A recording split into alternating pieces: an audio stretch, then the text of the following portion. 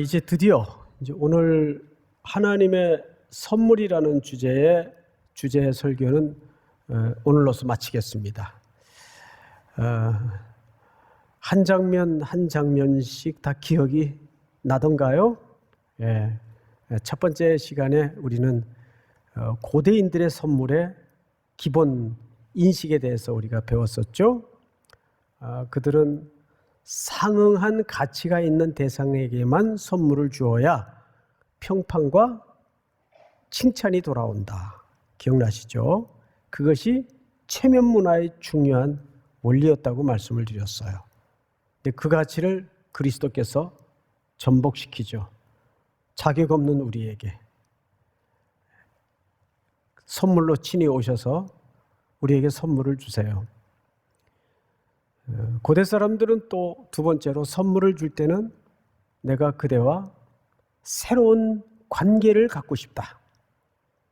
이런 의도를 깔아서 선물을 준다고 말씀을 드렸었습니다. 그리고 그 기대 넘어 반드시 어떤 상응성을 원했던 거죠. 이것이 고대인들의 선물의 개념 속에 아주 중요한 질서였습니다. 바울이 이 개념을 차용해서 우리가 세 번에 걸친 말씀을 들었었어요. 지난주는 로마서 12장을 중심으로 너희 몸을 하나님의 거룩한 산 제사로 드리라 그랬어요. 왜 하필 몸이었을까? 우리 몸은 죄의 관성이 일찍부터 자리 잡고 본질적으로 그 지배 아래 익숙해져 있던 존재예요. 이 몸이라는 것이. 그래서 몸은 단순히 물질적인 것을 넘은 그 사람의 정체예요. 아이덴티티죠. 그러던 어느 날 이 죄의 관습에 익숙해져 있던 우리들에게 예수님이 선물로 찾아오셨죠. 해서 우리를 자기와 묶어서 십자가에 꽝꽝꽝 못을 박으시고 우리를 새로운 생명회로 약속을 하셨고 거듭나게 하셨습니다. 그래서 우리는 어느 날 내 의지와 공로와 상관없이 새로운 신분이 되었어요. 신분은 바뀌었는데 여전히 내 안에 옛 사랑의 희미한 그림자가 남아있어요. 자꾸 애굽을 추억하고 육에 길들여진 본성이 자꾸 기어 올라오는 거예요. 어떡하나? 나는 왜 이럴까? 스스로 좌절하고 주저앉고 나는 아닌가? 헷갈리고. 그래서 그리스도는 우리를 자기와 멍에를 함께 매자고 초대하셨습니다. 네가 이제 신분이 바뀌었으니 나와 함께 멍에를 매자 초대해 주세요. 그리고 내게로 와서 배우라 그랬어요. 그래서 우리는 알았죠. 지난주. 신앙에는 한 방이 없구나. 신앙은 오랜 지난한 헌신의 과정을 통해서 완성이 되고 만들어지는 것이구나. 기억나시죠? 기억이 나셔야 됩니다. 우리 온라인으로 예배 드리는 분들도 기억나시죠? 자, 그럼 이제 오늘 방금 우리 사회 보시는 목사님을 따라 본문을 읽다 보니까 이 전부 헌금 얘기예요. 헌금 얘기. 야, 결국은 돈 얘기구나. 평소엔 헌금 얘기 잘 하지도 않던 분이 왜 갑자기 하나님의 선물이라는 이 우아한 주제를 하필 현실적인 돈 얘기로 매듭을 지으시려고 할까? 자, 그런데 오늘 왜 본문이 고린도 후서인가? 오늘 8장에서부터 좀 왔다 갔다 하면서 살펴볼 텐데 8, 9장에 걸친 짧은 범위지만 여기에 제일 자주 등장하는 키워드가 헬라말로 카리스라는 단어예요. 카리스. 이번 내내 많이 들었죠? 이 카리스라는 말은 은혜, 선물이라는 단어인데 오늘 여기에다가 동의어 개념이 하나 더 붙어져요. 그건 나중에 결말 부분쯤에 다시 말씀을 드릴 겁니다. 카리스라는 말은 번역하면 은혜라는 말인데 또 다른 말로는 선물이라고도 할 수 있어요. 이제 여기에 어떤 동의어가 하나 더 얹어지는가는 결말 부분쯤 나눌 겁니다. 자, 이 고린도 후서는 어떤 내용을 특별히 오늘 본문 속에 담고 있는가 하면 배경을 좀 설명을 드릴게요. 예루살렘 본부교회가 큰 기근에 빠졌어요. 이건 아주 세계적인 무시무시한 기근에 예루살렘 교회가 놓이게 된 겁니다. 이 소식이 쫙 퍼졌겠죠? 바울도 이 소식을 듣게 됐어요. 자, 자기는 지금 해외에 다니면서 선교를 하고 있는데 마음 같아서는 한달음에 가고 싶지만 물리적으로 그럴 수도 없고 어떡하나 하다가 자기가 여기저기 소아시아 지역을 다니면서 지중해 연안 지역을 다니면서 복음을 전했던, 그래서 개척한, 이제 이방 땅에 막 태동된 지 얼마 안 되는 어린 교회 성도들에게 전부 통지를 보냈어요. 우리에게 복음의 사랑을 건네준 우리의 본 교회인 예루살렘 교회가 이렇게 지금 어려움 속에 있습니다. 여러분 어떻게 하면 좋겠습니까? 그때 모든 교회들이 어느 교회 하나 이의 없이 도와야죠. 당연히 함께 해야죠. 그러면서 다 돕기로 작정을 했어요. 그런데 고린도 교회에서 문제가 생긴 겁니다. 돕기로 했는데 뭐 때문에 제동이 걸렸는가 하면 이 일을 누가 제안했는데 우리 교회를 설립하신 그 바울 선생님이 소식을 전해왔어. 그래? 야, 솔직히 말해서 그 사람 말을 어떻게 믿어? 왜? 아유, 우리 있을 때 저기 목회하실 때 우리 그 사람 그 사도권에 대해서 아직 논란이 끝이질 않았잖아. 그게 지금 완전히 해명된 것도 아닌데 말도 어느른 데다가 뭐 사도인지 아닌지 누가 증명할 방법도 없고 자칭 자기가 사도라는데 그걸 어떻게 믿어? 왜냐하면 교회 안에는 리더십이 분열되어 있었어요. 아시는 것처럼 예수파, 바울파, 게바파, 베드로파까지, 또 아볼로파까지. 게바가 베드로죠. 이렇게 나누어져 있었단 말이에요. 그냥 반대쪽에서 자꾸 그 사람이 한 말을 우리가 다 그대로 따를 이유도 없고 어떻게 믿어? 이렇게 된 거예요. 게다가 거기에 덧붙여서 뭐 또 교회 안에 음행의 문제, 성찬식 하다가 뭐 또 싸우던 문제, 별별 여러 가지 일들이 다 한꺼번에 터진 거예요. 그러니까 고린도 교회는 이 일이 중단이 됐었어요. 근데 바울이 인내를 가지고 일일이 서신을 통해서 그들의 의혹과 그들의 시비를 일으켰던 모든 주제들에 대해서 하나하나 논증을 통해 설명을 통해 기도로 다 해명을 합니다. 그리고 이제 그것이 완전히 해소가 됐어요. 이제 관계가 복원이 됐어요. 그리고 나서 다시 편지를 쓴 거예요.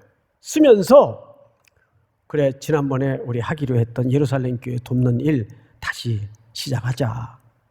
그래서 헌금 얘기를 하는 겁니다. 그런데 헌금 얘기를 할 때 사도 바울이 어떤 신뢰 하나를 예정으로 꺼내듭니다. 그 내용이 고린도후서 8장 1절에 나와 있어요. 자, 한 장을 거꾸로 넘기면 8장 1절을 볼까요? 자, 2절은 여러분들이 읽고 1절은 제가 읽을게요. 형제들아, 하나님께서 마게도냐 교회들에게 주신 은혜를 우리가 너희에게 알리노니. 그러니까 사도 바울이 내가 샘플로 교회 하나를 예증을 들어 간증할 필요가 있다. 여러분 마게도냐 교회 아시죠? 이렇게 하면서 마게도냐에 임했던 하나님의 놀라운 역사를 이제 서신 속에 예증으로 꺼내든 겁니다. 그 교회는 어떤 교회였는가? 2절 우리 한번 같이 읽어볼까요? 시작. 환난의 많은 시련 가운데서 그들의 넘치는 기쁨과 극심한 가난이 그들의 풍성한 연보를 넘치도록 하게 하였느니라. 예, 무슨 얘기냐면 마게도냐가 이 본부교회 예루살렘 교회 기근을 돕는 일에 앞장을 섰는데 보통 어려운 가운데서 연보를 한 게 아니다 그 말이에요. 왜냐하면 기록들에 의하면 이 마게도냐 지역도 극심한 환란 속에 있었어요. 그것이 지진이라고들 학자들은 얘기합니다. 큰 지진 속에. 데살로니가서에도 보면 그 맨 1장에 데살로니가 교회를 바울이 칭찬하죠. 너희가 믿음의 역사와 사랑의 수고와 소망의 인내를 보였다. 어떤 가운데? 큰 환난 가운데, 가난 가운데, 고난 가운데. 그러니까 이 지역의 교회들이 어려움 속에서 헌금을 한 겁니다. 자, 여기서 우리는 하나 중요한 은혜의 순환성에 대한 원리를 발견할 수가 있어요. 보통 하나님이 어떤 일을 위해서 개인에게 교회 소명을 하면 부르시면 사역을 맡기면 우리 의식 밑바닥에 제일 먼저 걸려 올라오는 생각이 뭐냐 하면 안 되는 조건만 찾아요. 난 돈도 없고 뭐 스펙이 뛰어난 것도 아니고 뭐 그래도 뭐 쥐뿔이 있어야 뭘 할 거 아니야. 그래서 안 되는 조건, 없는 환경만 헤집어 묵상하게 됩니다. 근데 정말 그럴까요? 그렇지 않다는 거죠. 마게도냐 교회는 특별히 데살로니가 교회 같은 경우에는 어땠습니까? 극심한 환난 가운데 넘치는 연보를 했다는 거예요. 이게 뭘까요? 하나님의 일은 재정 가지고 하는 게 아니란 뜻입니다.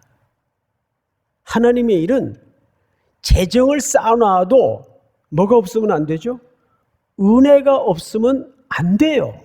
될 수가 없어요. 그러니까 하나님의 일은 1서부터 100까지 뭐가 있어야 됩니까? 은혜가 있어야 돼요. 돈이 있어서 일이 되는 게 아니란 말이에요. 믿습니까? 자, 중요한 거는 마게도냐 교회나 데살로니가 교회가 평탄한 데서 남아가지고 예루살렘 교회를 돕겠다고 나선 것이 아니라는 얘기예요. 자, 그런데 오늘 본문을 좀 볼까요? 9장으로 넘어가서 8절을 보십시다. 오늘 본문 첫 절이죠. 하나님이 능히 모든 은혜를 너희에게 어떻게 하시나니? 넘치게 하시나니 이는 너희로 모든 일에 항상 모든 것이 넉넉하여 모든 착한 일을 넘치게 하려 하심이라. 자, 앞을 보십시다. 왜 이렇게 하나님이 우리에게 넘치게 주실까요? 이것이 흘러 넘쳐서 순환되도록 하기 위해서, 이것이 나뉘어지고 흘러가도록 하기 위해서. 여러분, 고인물은 동력을 만들어내지 못해요. 여러분, 수력발전소의 원리를 아시죠? 수력발전소는 어떤 원리로 동력을 생산해냅니까? 물의 움직임, 물의 낙폭을 통해서 동력을 만들어내잖아요. 그 유명한 저 북쪽에 수력발전소가 있죠. 또 옛날에 우리나라에는 수력발전소들이 꽤 있었어요. 지금은 뭐 많이 없어졌습니다만은. 그러니까 흐르는 물만이 새로운 동력을 만들어내요. 사랑도 나눔도 자꾸 흘러야 동력이 생겨요. 그것이 교회 공동체라는 중요한 원리고 신학적인 질서입니다. 뭐든지 흘러가야 돼요. 그래야 동력이 만들어지고 새로운 생명이 소성돼요. 그래서 넘치게 하나님께서 주시는 겁니다. 자, 그런데 그 다음 절을 좀 보십시다. 10절 같이 한번 읽읍시다. 시작. 심는 자에게서 씨와 먹을 양식을 주시는 이가 너희 심을 것을 주사 풍성하게 하시고 너희 의의 열매를 더하게 하시리니. 자, 여기 농사 개념이 소개됩니다. 씨, 심는 것, 양식, 의의 열매, 이런 표현들이 등장을 하는데 이건 주로 어느 직업군에 해당하는 표현이에요. 예, 농부, 농사 과정에 생성되는 표현들이에요. 이런 표현을 쓰는 아주 중요한 원리가 감춰져 있습니다. 여러분 6절을 보세요. 6절. 이것이 곧 적게 심은 자는 적게 거두고 많이 심은 자는 많이 거둔다 하는 말이로다. 자, 앞을 보십시다. 목사님들이 이제 목회하다가 교회 재정이 궁하면 이 본문처럼 헌금을 자동적으로 내게 하는 적절한 본문은 없는 듯 보여지죠. 마치 투자하는 것처럼 헌금을 많이 하면 복도 많이 받고 헌금을 인색하게 하면 복도 조금 받고 그런 의미일까요? 이것을 우리가 헬라어 원문으로 좀 볼 필요가 있어요. 그래서 자막에 헬라어 원문을 띄워봐야 우리가 헬라어 원문을 영어처럼 배우질 않았기 때문에 알 수가 없죠. 그래서 이걸 좀 풀어서 정확한 의미를 설명을 드릴 테니까 바울이 왜 이런 농사의 개념을 소개했는가를 좀 볼 필요가 있습니다. 우선 6절을 꼼꼼히 보십시다. 6절. 이것이 곧 적게 심는 자. 자, 앞을 보십시다. 적게라는 말이 무슨 말일까요? 적게 심었다. 적게라는 말은 분량이 작게라는 말이 아니라 인색하게 심었다 그 말이에요. 여러분, 인색하게 심는 것은 왜 인색하게 심게 되죠? 인색하게 심었다는 말은 스스로 즐거워서 자원해서 기뻐서 했다는 얘기입니까? 억지로 강제로 했다는 얘기입니까? 억지로 강제로 했다는 얘기예요. 그 왜 억지로 강제로 하죠? 그 앞에 5절을 이런 말씀이 있어요. 제가 읽어드릴게요. 그러므로 내가 이 형제들로 먼저 너희에게 가서 너희가 전에 약속한 연보를 미리 준비하도록 권면하는 것이 필요한 줄 생각하였느니 이렇게 준비하여야 참 연보답고 억지가 아니니라. 여기 억지라는 말이 인색이라는 말이에요. 자, 이제 설명을 드릴게요. 저를 보세요. 또 모니터로 예배드리는 분들도 함께 잘 들어보시기 바랍니다. 바울이 예루살렘 교회 돕기 위해서 헌금을 할 거예요. 그런데 미리 준비하도록 사람을 먼저 보내요. 이러한 계획을 따라 이 정도의 분량을 우리가 예루살렘 교회를 도울 것입니다. 그러니까 너희가 내가 가서 헌금을 하도록 할 때에 미리 준비를 하고 있어라 그 말이에요. 왜 준비를 시킬까요? 이유는 하나예요. 즉흥적인 감정에 기반한 헌금이 되지 않도록 하기 위해서. 즉흥적인 헌금은 인간적인 생각이 끼어들기가 참 쉽습니다. 자, 준비가 안 됐어요. 자기 형편도 고려할 겨를이 없어요. 근데 헌금을 해야 된대요. 그럼 어떻게 해야 될까요? 자꾸 사람 눈치 보게 됩니다. 저기 박 집사 이번에 얼마 했대? 예루살렘 교회 돕는데 얼마 했대? 5개 했대. 그래? 야, 그래도 명색이 내가 박 집사보다 3일교회 나온 지가 세월이 짬밥이 몇 년인데 100원 한 장이라도 더 해야지. 이게 옳은 헌금이에요? 이건 억지로 하는 거예요. 인색함으로 하는 거예요. 인색함의 마지막 결과가 뭔지 아세요? 사람 앞에 헌금하는 거예요, 그거는. 그러니까 실질적으로 헌금이 아니죠. 그 재정을 돕는 거죠. 그건 하나님 앞에 드리는 온전한 기뻐하는 자원하는 헌금이 될 수가 없는 거죠. 여기 적다라는 말은 양적인 개념이 아니에요. 인색함으로 억지로 하는 헌금이다 그 말이에요. 그 헌금은 누구한테 하는 겁니까? 사람한테 하는 거예요. 하나님 앞에 드리는 헌금이 아니에요. 그 다음 볼까요? 6절에 많이 심는 자는 많이 거둔다 하는 말이로다. 자, 저를 보세요. 이 말에 이제 큰 오해가 있어요. 헌금을 많이 하면 하나님이 복을 많이 주신다 그 말이 아니에요. 여기 많이라는 말은 헬라어 원문으로 blessing, 복이란 뜻입니다.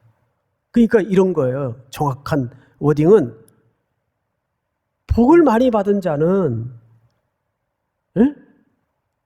복을 많이 받은 자는 그 복을 드리는 거고 그 복이 또 많은 생명들을 생산해낸다 그 뜻이에요.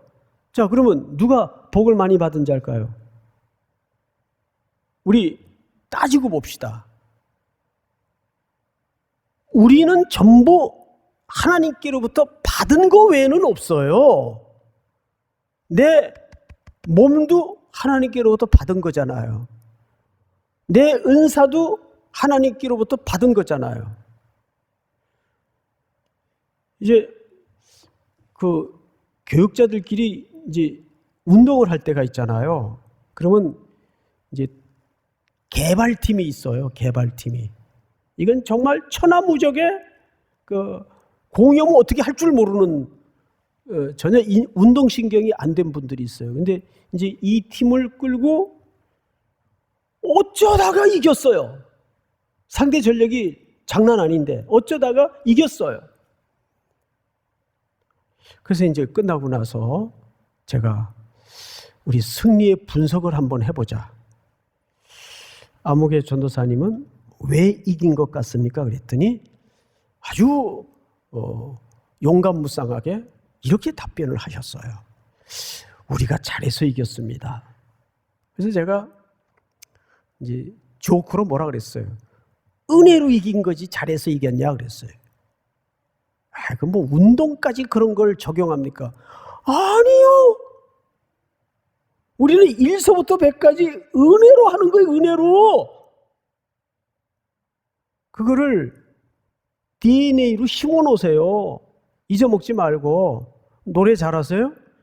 은혜로 잘하는 거예요. 하나님이 그대에게는 노래를 잘할 수 있는 목청과 음악적인 자질을 주신 거지. 안 받은 게 어디 있어요, 우리가. 다 받은 거지. 그럼 그 사람은 그렇게 이해를 갖고 기초를 한 사람은 뭘 많이 받은 사람이에요? 복을 많이 받은 사람이죠. 그게 많이 심는 자예요. 아시겠어요? 그게 많이 심는 자예요. 그것을 다 받은 것으로 선물로 은혜로 이해를 해서 생각을 갖고 있으면 나도 다 이렇게 은혜를 입고 누리고 받은 것인데 예루살렘 교회가 어렵다? 당연히 나눠야지. 이 생각이 갈까요? 안 갈까요? 가죠. 그러면 예루살렘 교회도 그 은혜가 흘러가서 그 사람들은 그걸 실증적으로 경험을 하는 겁니다. 하나님의 은혜, 하나님의 복, 하나님의 선물을.